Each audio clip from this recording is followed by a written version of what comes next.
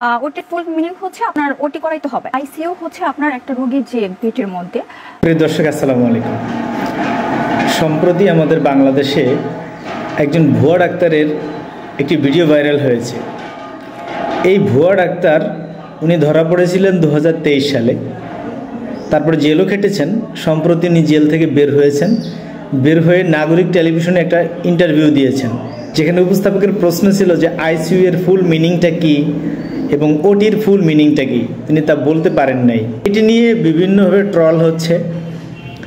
আসলে আমার মনে হচ্ছে যে এই মেয়েটি পুরো সাইকো, মেন্টালি ওর ভীষণ প্রবলেম আছে এবং ওকে অতি দ্রুত বাংলাদেশ সরকারের উচিত মেন্টাল হসপিটালে পাঠানো উচিত। ওকে ইন্টারভিউ না নিয়ে ট্রোল না করে ওর থেকে সাবধান হতে হবে। ও যাতে কোনো হসপিটালে বা ক্লিনিকে আবার হতে না পারে সেটা খেয়াল রাখতে হবে এবং ওকে অতি দ্রুত মানসিক হাসপাতালে পাঠাতে হবে যাতে ও সুস্থ হতে পারে।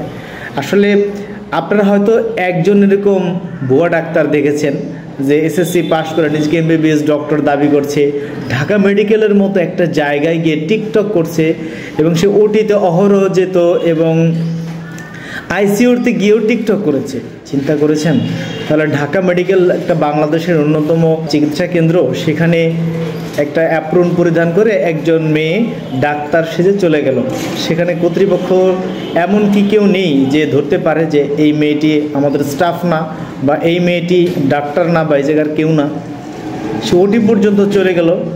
আমার ভাবার বিষয় হচ্ছে তাহলে ওটি এবং আইসিইউ এগুলো কতটা অনিরাপদ, কতটা অরক্ষিত, যেখানে যে কেউ চাইলে ঢুকে যেতে পারে অ্যাপ্রন পরে।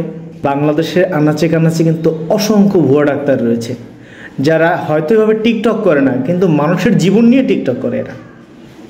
উনি হয়তো নিজে ভিডিও ক্যামেরা দিয়ে টিকটক করেছে, আর অসংখ্য মানুষ জীবন বাঁচানোর জন্য ডক্টরের কাছে যায়। এরা ঘাপটি মেরে অ্যাপ্রন পরে, গলায় স্টেথোস্কোপ পরে হয়তো ডক্টর সেজে বিভিন্ন ক্লিনিকে বসে আছে, যাদের না আছে একাডেমিক কোয়ালিফিকেশন, না আছে ডক্টরি কোনো সার্টিফিকেট। তারা ডাক্তার সেজে বিভিন্ন প্রতিষ্ঠানে বসে আছে, রুগী দেখছে, এমনকি অপারেশন পর্যন্ত করছে। তাদেরকে বাংলাদেশ সরকারের উচিত বা আমাদের স্বাস্থ্য বিভাগের উচিত একদম চিরুনি অভিযান করে তাদেরকে খুঁজে বার করে একদম যথোপযুক্ত শাস্তির আওতায় নিয়ে আসা এবং ওই ঘাপটি মেরে বসে থাকা ক্লিনিক বা হসপিটাল থেকে বের করে তাদের পরিচয়টা জনসম্মুখে প্রকাশ করা। নচেত এরা মানুষের জীবন নিয়ে ছিনিমিনি খেলবে।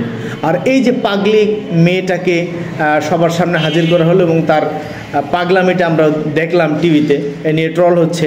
এই পাগলিটাকে অতি দ্রুত পাবনার মানসিক হাসপাতালে ভর্তি করে ওকে একদম বিয়ে শাদী দিয়ে স্বামীর ঘরে পাঠিয়ে দিতে হবে। আমার মনে হয় আমাদের দেশটা বিভিন্ন দিক থেকে, শুধু এই চিকিৎসার দিক থেকে না, আমাদের চারোদিক থেকে আমরা অরক্ষিত হয়ে পড়েছি। আমাদের স্বাধীনতা, সার্বভৌমত্ব সব দিক থেকে মনে হয় আমরা অরক্ষিত হয়ে যাচ্ছি। সরকারের শুধু একা নয়, আমাদের প্রত্যেকের জায়গা থেকে আসুন আমরা প্রত্যেকেই দায়িত্ব পালন করি।